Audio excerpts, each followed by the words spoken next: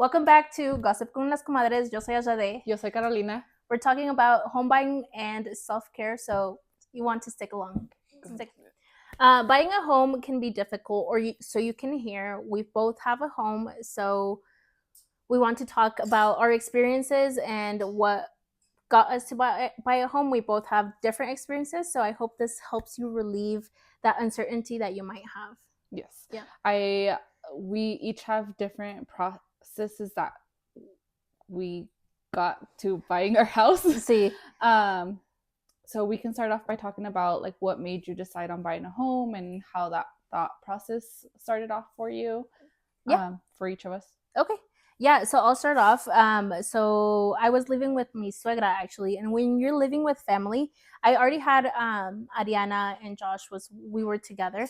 So when you're living with family, I will say you're saving a lot of money. You're not prepared for like the amount of bills that you oversee as like, pues sí, cuando estás en las casas de tu mamá o de tu papá todavía.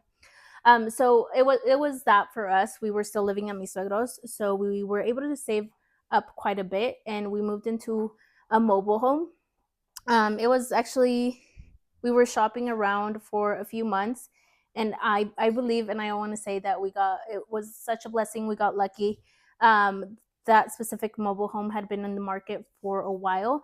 And mostly what you start with is just looking on Zillow, and that's what we did, just looking on Zillow and see what your option is, what your budget is. At the time, we didn't know what the budget was. You actually have to go to a bank, and they will tell you, or a loan officer, and they will tell you what you qualify for. So that was us. We bought that mobile home, and then I will tell you more a little bit about the mortgage process and our current situation now. Yeah. For us, I knew I wanted to start off with buying something, and we call this our investment property, or like our piggy bank. We do want to use this for our second home. I want to call our second home or forever home. So that is the goal. It doesn't necessarily mean that that's this plan that we're gonna go with. But I started off also by Zillow, but we ended up coming across a real estate agent, and she had helped us through the process. We started looking into homes like 2 years before we even got married, and knowing and seeing what the process would look like, what we can qualify for. Our real estate agent did a really good job at like letting us know you're not going to get approved for something that you can't afford. And that was my biggest concern. Like, oh shoot, are we going to be able to do it with not just the mortgage, but all the other bills that come with it as well? So that was mine until like maybe like 6 months before we got married. We were like, okay, now we need to commit, because we got to the point where we were looking at apartments and we're like, let's do this. But the rent prices were almost the same as mortgage payments. I'm like, I'm willing to pay $500, $600 more for a mortgage and something that I own, that is going to be considered mine forever, or Yeah. And we closed off on this 2 weeks before our wedding, and it was perfect timing. I'm happy with it. There's more to it, but yeah. Yeah. And I think like the biggest question I get asked is like, how do you start? So for you, it was on Zillow, and then you came across your real estate agent? Yeah, she had given me a call and emailed me, and like I always think that they're all scams. So I was like, okay, well, I'm just looking. I did tell her straight off the bat that it wasn't, we were just looking. I told her, we're just looking. I don't want to waste your time if it's not something you're interested in. And she's like, no worries, I can help you through it. Obviously her goal was like, oh, I need to make them buy something for her to earn money, but it ended up working out. And I was like, yeah, we can go look at a few places. Looking at places wasn't signing a contract, so I was like, let's go look at a few places. And she took us through a few, and what I was always asking, what's the mortgage payment gonna look like? What's the mortgage payment gonna look like? And she was like, let's not worry about that. I was like, girl, I need to know. But then after that, I ended up telling her that I needed some time. Again, here we go, 6 months before the wedding, and we're like, okay, now it's time for us to commit. Let's do it. And yeah, I don't know where I was going with that, but yeah. Yeah, I think that's like the bigger question, even though like the real estate agents are there to help you out, ¿verdad? And they're Yeah. always going to guide you and they're always going to want to sell you something, but no te van a vender algo que you can't afford, because Yeah. at the end of the day, it is their commission and it's going to be um it's their commission, but they have to close the sale and they can't close the sale if you can't afford it. Yeah. So with that, when you get your real estate agent, they also, a lot of the times when you're ready to commit to something, will guide you towards a loan officer. What the loan officer does is go through your pay stubs and they tell you the exact number that you can afford. This is going to vary because of your credit score, your any debts that you might have, or any credit reports that you might have in your credit. So they're never going to approve you for more than what you can afford. Mm-hmm. They're never going to approve us for something that you can't afford or something that you won't be able to make payments on. And for some people, it might be a little bit discouraging. Like, oh, the house I want, I can't afford because I've only got approved for X amount. But then they're going to guide you on what you can do to be able to afford that, whether that be pay off your debts or um, make a little bit more. But they're never going to say you no. They're never going to say no. They're in the business of selling, so they're going to want to sell you something. Yeah. Yeah. I agree, definitely. We sent in all the documents and stuff, and they even looked at. I had my dad's truck written under my name as well, and it's like, hey, how are you paying so much? And it's like, no, I'm not paying. So I had to send in my bank statements that none of that money was coming out of my bank account and stuff like that. So I was always like, am I going to get approved? Am I not going to get approved? What is the payment going to look like? Again, I'm coming back to this, but they do very good. Like, you're only going to be able to do this amount, then you can sell it. And our real estate agent was really good at like telling me, it's your piggy bank, it's your piggy bank, it's okay, it's fine, you're going to build equity on it, it's okay. She just kept moving on it.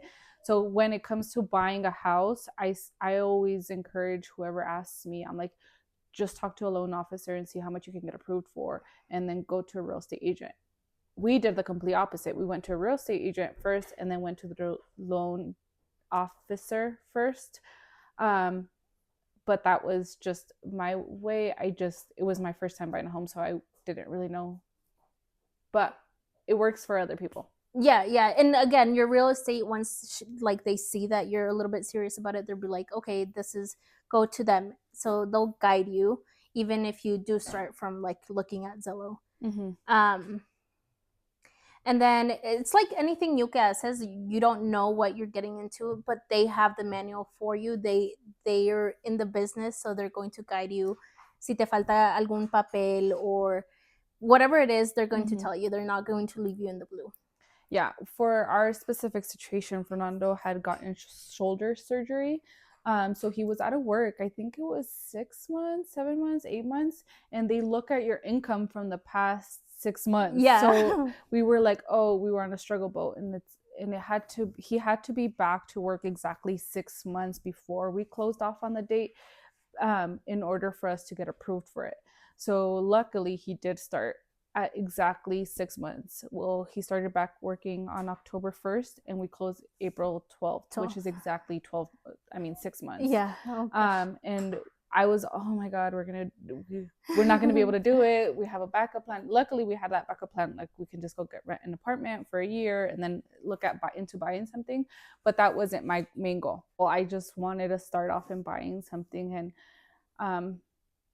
it's a scary process. It's just making that first step that you need to do and making it and speaking to someone and letting them know like what your real situation is, and that way they can let you know. You can't tell them you make more money because you're not going to be able to do it. Te van a pedir las pruebas, so they're going to see everything. Yeah. And I think the biggest thing, not the biggest, but one thing to consider is they're going to approve you for what you can afford.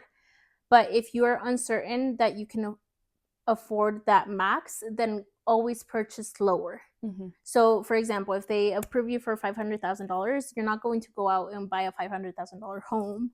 You should buy a $450,000 home. It does change your mortgage quite a bit, and that's just a pro tip. Yeah, and also you need to take into consideration like the home insurance, and then like all your utilities. But I feel like for us, our scenario, our home insurance is part of our mortgage, so we're paying that much more because we have to pay home insurance, which doesn't come out of our escrow. It's differently. And then just one thing to note, since she touched on the insurance, the bank will have you pay insurance for the first couple months because you're a liability to them. So in a year after you close your home, vamos a decir, you close in June, and then in January, te van a venir las taxes, and they're going to be like, you have to pay taxes, which is kind of the escrow too that they will take from your mortgage the first year if you put less than 20% down. And you have this experience because you're on your second home already. Yes. Which for us, this is our first year in it. We didn't have to pay taxes this year. Thank God. But next year we will. Yeah. And then just one thing to know about taxes, which I didn't know, y vas aprendiendo through the process. Sí. We both bought a new build. Mm-hmm. And when your new build gets assessed, it got assessed for way more than what it was worth, in our opinion. So we got our neighbors. We did not initiate this. This was actually our neighbors that initiated a rally. You basically sign a form, kind of like a protest, saying, no, my house is obviously not even worth this much.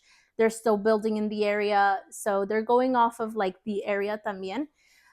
So if you're able to get your neighbors to sign that, your taxes will go down too. So that's another pro tip to know. You definitely have a lot more experience than I do in that, or have lived it longer. Also, we are in our first year again. So I don't think our neighbors did anything. I never see my neighbors. And a lot of the times, just so you know, siempre le decía a mi mom, a mi esposo, los güeros no son chismosos, but we actually have a Facebook group and they go off. They're petty. They're so petty. So yeah, your neighborhood might have a group too, and they will keep you updated on what's going on too.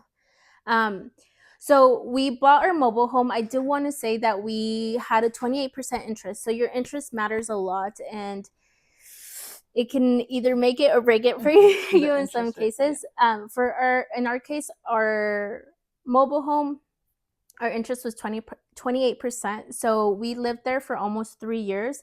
In the 3 years that we were there, I think we paid off a total of like $5,000 towards our mobile home. In a year?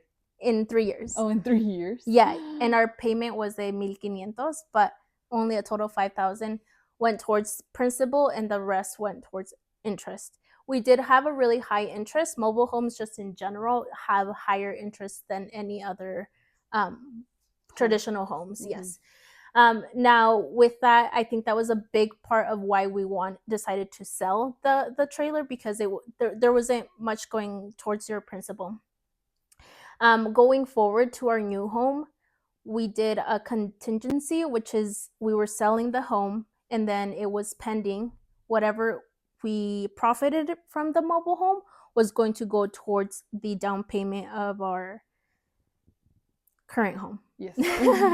And we also bought down.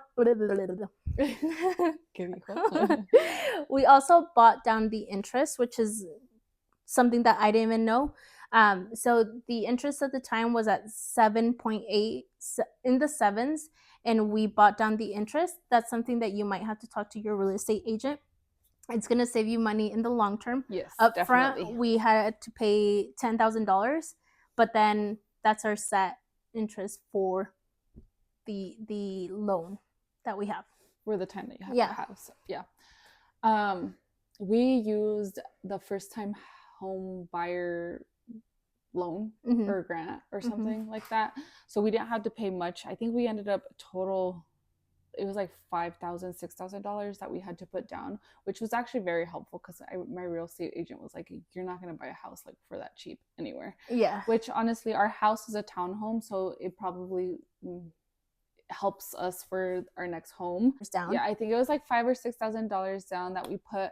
And it was a win. I mean, you're never gonna buy a house for that. When we tell people that that's how much we paid, they're all surprised because they're like, "Holy shit, how did you do it?" But I think it was thanks for that to that thing first time home buyers loan or grant or something like that that we ended up being able to use. Our interest rate is 7.1, I think.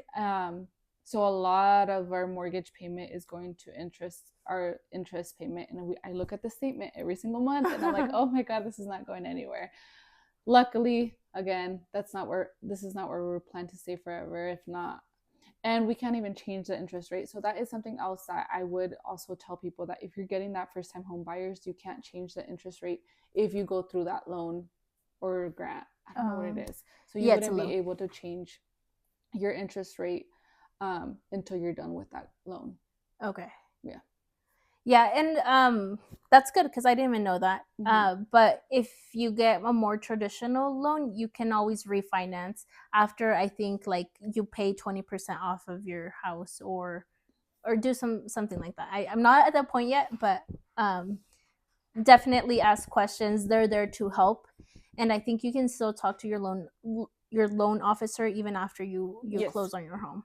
Yeah, definitely. And they're very helpful. I think they're more helpful than your real estate agent, honestly, because your real estate agent, you close on the home, they get their paid and they're like, gotta go. They come back 2 years later to try to sell you a new one. Home. But yeah, they ask questions. It's a lot of information and they go over it super quickly, but they're more than happy to sit down, especially if they know that you're new to the home buying business. Yeah, and now that you have a home, how do you feel like that you didn't go towards the apartment rent? You didn't go towards the renting versus buying. I honestly feel really good. It makes me feel really, really good and proud of myself. When one, like, not everyone does it, especially getting married and doing the whole wedding stuff. So I feel proud. I feel like I'm in my home. I have a right to it. And I feel like if I were to live in an apartment, I'd be like, oh, shoot, I can't nail a mirror to the wall or something like that.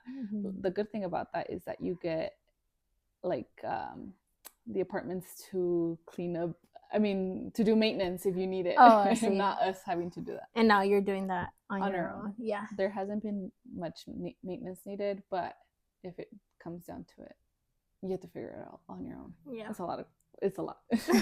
But but I highly recommend it. Yeah. And I'm sure that you appreciate and love being home. Yes. Yeah. I'm okay on staying in on a Friday night, Saturday night, whatever, all Sunday. And I'm like, oh, this is my house. I was on the phone with my mom a couple weeks ago and I was outside with Luna. I was like, oh, cómo quisiera que mi esposo me mantuviera, que estuviera viviendo en mi casa, afuera, con este clima. Compadre, are you hearing this? Tan bonito el clima, con mi perrita afuera, no tenerle envidia a nadie, que nadie me, así yo sola. And my mom's like, ay, sí, bueno y fuera. I was like, un día, y se vale soñar. It's fine. Yeah. Your señora era. Yeah, it feels good. I like it. Yeah. If you guys have any questions, we're happy to answer them. Go ahead and comment them below. I do want to touch on, like, yes, tu casa, you're in a whole new era of life. What hobbies do you have now? I have no hobbies, girl. Okay. I honestly don't have hobbies. Like, no soy adicta como a la droga. No tengo. No soy adicta como a la música. Like, I'm not a big music fan. I do listen to music, but I'm not gonna know which artist is singing it or la canción lyric to lyric. I like music. I'm not addicted to it. Like, oh, I need to play it every single time I'm in my car or showering or something. But I think I'm just home. I'm just happy that I don't know how to describe it. I'm trying to get into reading. Okay. I'm trying to get into reading. It's very hard for me to start to read because I believe I have ADHD, girl. I'm pretty sure it's ADHD just because I need to be multitasking a lot of stuff. So even when we're watching a movie, I'm like wiping down the counters, doing something. I just can't stay still for a very long time. So reading, you're getting into reading? Yes. Okay. I hope soon. There's 2 books in my cart in Amazon for 2 weeks. They're there. They're gonna get purchased soon, and hopefully I read. Is that you starting to read, Caro? Yeah, that's me starting to read. Caro. No, I can't read. I mean, I will try and start reading. I think it's just hard for me to sit down when there's so much more that I'm like thinking of, and I was like, necesito limpiar el baño, necesito hacer esto, I could go on a walk. Luna needs to go walk. I need to go check the mail. You're constantly like go. Yes. Yeah. Yeah. Okay. So it's hard, and I've even tried like listening to podcasts, but it's very hard to catch on and grasp on a podcast. It's hard for me to like hear it every single day or something like that. Yeah. Audiobooks. Someone recommended a book. Let me see. My coworker recommended a book which I think sounds really interesting. It's called The Anxious Generation. So I'm wanting to hear that. I will. I just found this out on Tuesday, so I will start. TBD. To be determined. I'll follow up next weekend. Yeah. I mean, next podcast. Yeah, we'll have to follow up and see. Yeah, on that. How's that?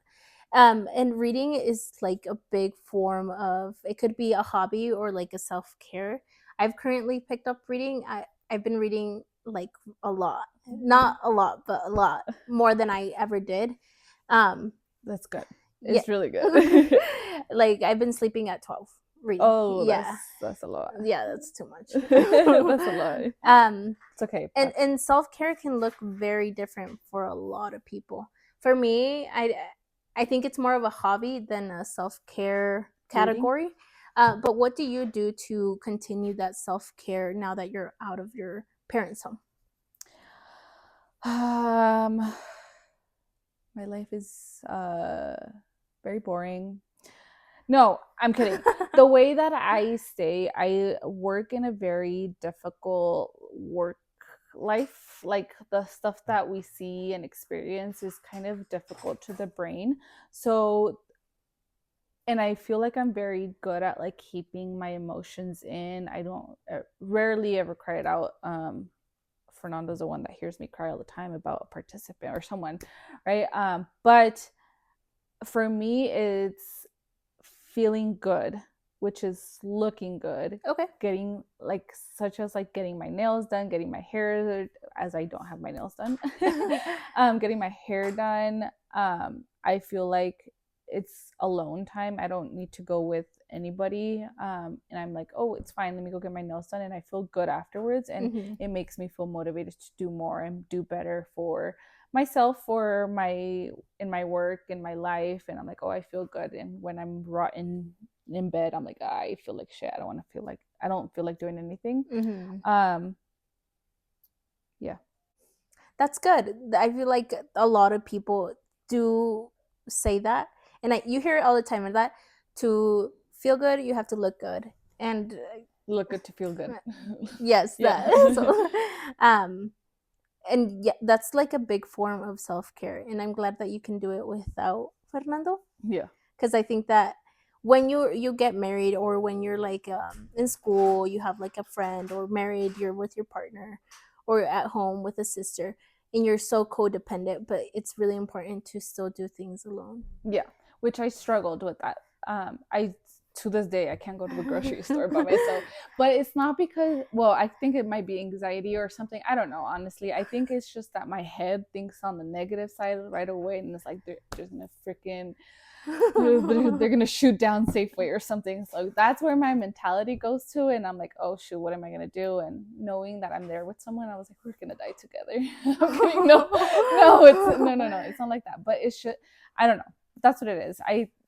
Self-care for me is like getting ready. I think I grew up in a household where my mom and my sister was like, I'm not walking out of the house not ready. And seeing them always, even to this day, get ready, even if it's the minimal, the least that they can do to feel and get ready. I think that was incorporated to myself. So I try to do that as well. I'm like, I'm not going to work. There is people that go to work without their makeup, and good, they can pull it off and they look really good without makeup. But for me, my self-care is put some makeup on, put some mascara on, go to work. And I never went to school like that either. So I don't know what it is, but that's my form of self-care. And maybe resting. I used to be like used to think that self-care was always like, let's walk, let's do yoga, let's do something. And yeah, I would go on walks, which are really, really nice to go on walks or running, going to the gym or whatnot. But now I feel like I just sit on the couch and I'm like, just take a moment to breathe. Yeah, I think that's what I've been practicing myself. I'm like, I need to take a moment to like sit down and think about everything I'm doing and just rest. Yeah, and we talked about it a couple episodes back, how Carolina's really like go go go go go. And I think now that you're in like a new época de tu vida, like a new season of life, you're like, I don't know what to do, and you feel almost like kind of trapped. Yeah. Yes. Yes, because I even thought about going back to school, and I'm like, do I want to? I think I'm just bored, or finding a second job. And Fernando's like, you're so dumb. Like, let's do a summer job. Yeah, let's do it. Tuyo? Yeah. On Friday nights. Yeah, let's do margaritas, like a bar. Yeah. Butter girls? Yeah. Or the cart girls at the golf. Oh, yeah, we should on Saturdays. Yeah, let's do that. Te despiertas a las 5, Caro. It's okay. It's fine. Yeah. There's going to be sugar daddies. It'll be worth it. Yeah. What's your self-care besides reading? My self-care, I love plants, so just taking care of my plants. Oh, I'm such a señora. You are such a señora. I've never been into plants, but slowly, like, people have mostly gifted plants to me, and yeah, they've, I think, all been gifted except for one, and it's just like learning about them and just taking care of them. And they're like another baby, like a pet or anything like that. So plants with less love. Yeah, with a little less love. Same. You don't have to worry about feeding a child every single day.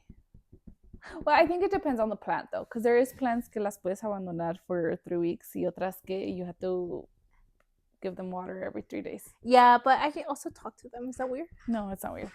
No, it's not weird, because I have a plant in my office and it's growing, and I'm like, oh, you're doing so good. Yeah, keep growing. Yeah, it is. Yeah. I like to talk to them. I'm like, oh, ¿cómo estás? Oh no, that's weird. Oh no. Yeah, like le hablo bonito para que crezca más. Sí. Yeah. Sí, I've heard of that. Okay.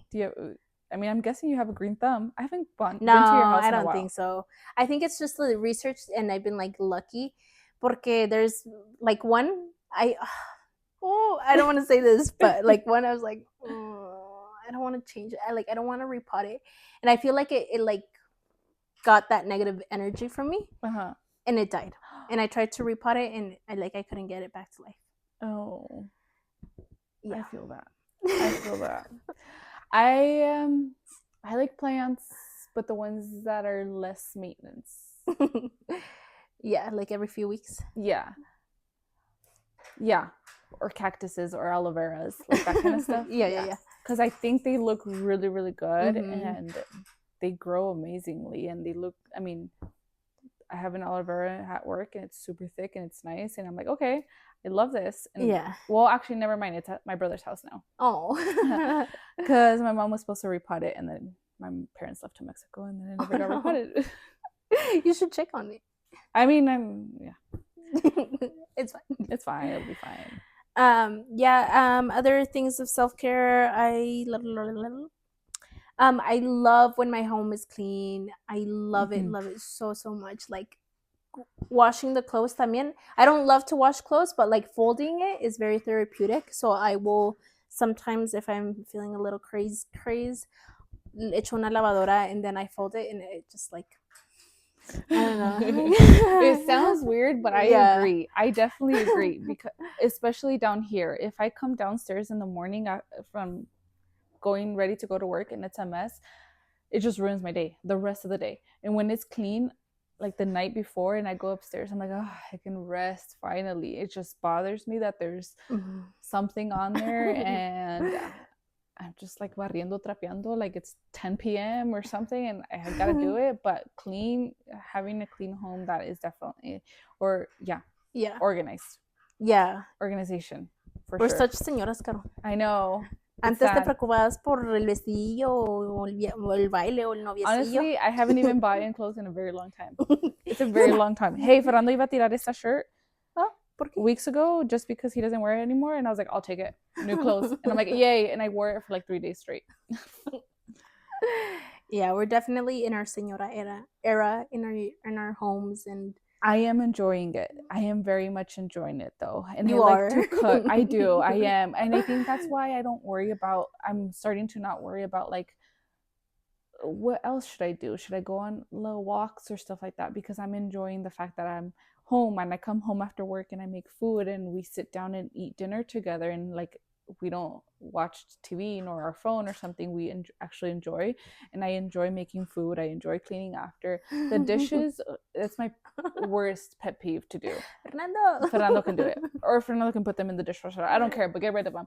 But cooking and keeping clean after that and actually cleaning my home, I enjoy it, and I enjoy coming home and just sitting here and being me. And I think that's my form of self-care, because if I would be homesick. Now I would be homesick of this home. Like if I didn't come here. Yeah.